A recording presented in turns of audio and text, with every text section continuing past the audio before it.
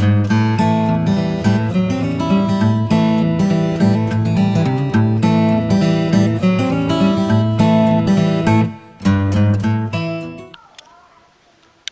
you for joining us today. My name is Darlene, and this is FruityGreenFamily.com.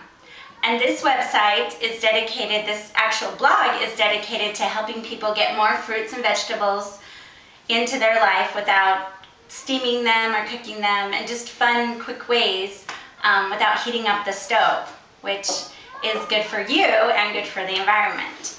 So today I'm going to start with a butternut squash recipe, and it's more of like a pumpkin pie, only we're using butternut squash because unless you cook and add tons of sugar to pumpkin, it isn't that sweet. So today we're going to do the butternut squash recipe, and I'll also be giving you other ways to change it up, make it quicker, different things like that, so that it can fit into your busy life.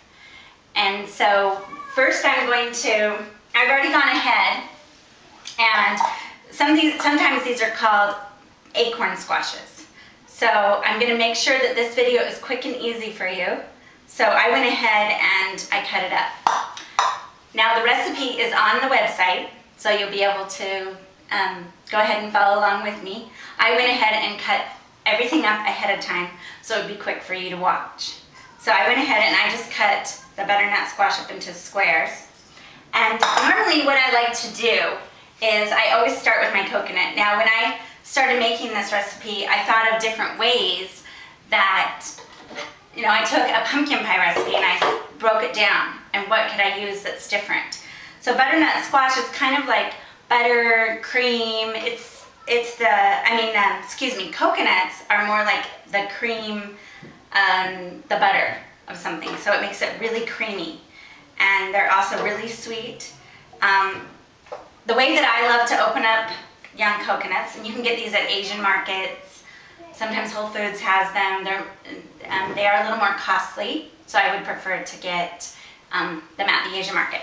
And you just take a machete or just a big cleaver and you cut them 1, 2, 3, 4. It's really hard. Keep your hands out of the way so you would just go. I will be demonstrating that on the website also at a later date. Okay, so I've gone ahead. Now you want to make sure the coconuts feel heavy and are big, and that will be the chunkiest coconut meat. So it's really thick, as you can see, so I'm putting it in here. And usually it comes about a half a cup, but this one is actually going to make more. Now the recipe I have on the website it'll make 2 of these, so it actually calls for 2 coconuts, but we're going to make 1 pie, so I'm dividing it in half. So that'll give you, if you're just making 1, then you'll get this too. So I'm going to go ahead and put this on, and I like to add my dates and raisins with it. So I've gone ahead and soaked those. So I went ahead and I do a half a cup of dates and a 3/4 cup of raisins. Okay. And you can just add the soaking water in there. It doesn't matter because it's all good because it's nice and sweet now. And I use purified water or, just a good water, clean water. Normally I use a Vitamix. Today I'm using a K-Tech. And so either way, and you could just use a regular blender too. Just remember that you'll have to add more water sometimes without using a high-powered blender. So it's going to get kind of loud, so just beware for just a moment.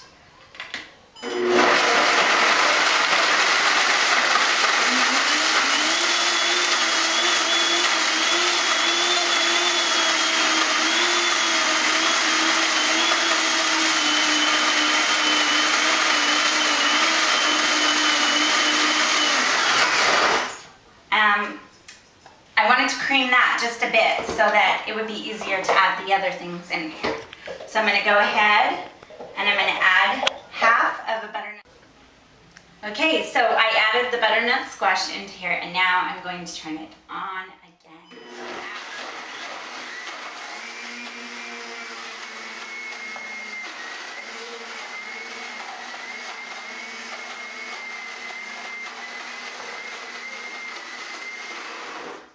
Give it a little minute.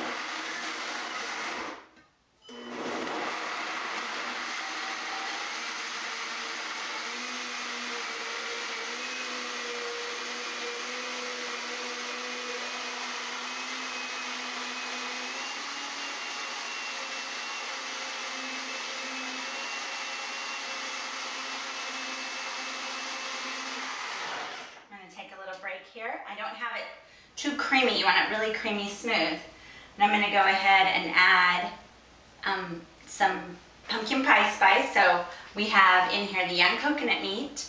I'm putting in the juice of our orange juice and the rind of the zest of the orange. And what I did is I took a whole orange and I zested all around the orange, and then I juiced the same orange. So you can completely use that one. I've also got my coconut water here, and then I'm adding my seasonings. So everything is in here. We have the young coconut meat, the dates, the raisins, the seasonings, the orange juice, and the orange rind. So, or the zest. And then pumpkin pie spice and cinnamon.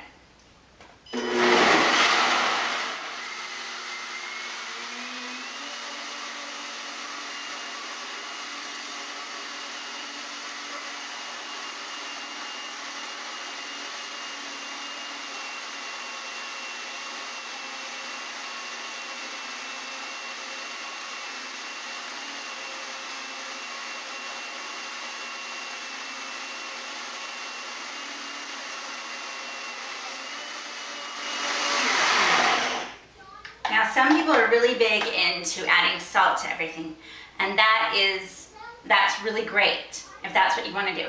I don't normally do that. I'm going to taste it. Pumpkin pie time. It has a really orangey flavor.